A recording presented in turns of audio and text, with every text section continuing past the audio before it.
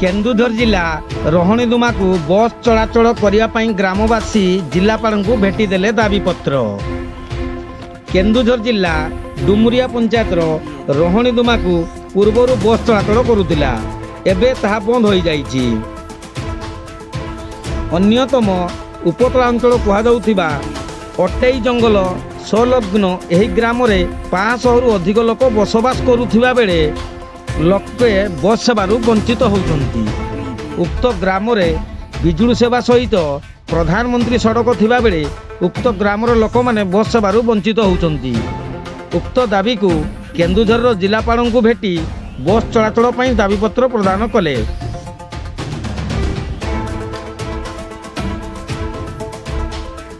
Keonjhar Devendra Mahanta report local news.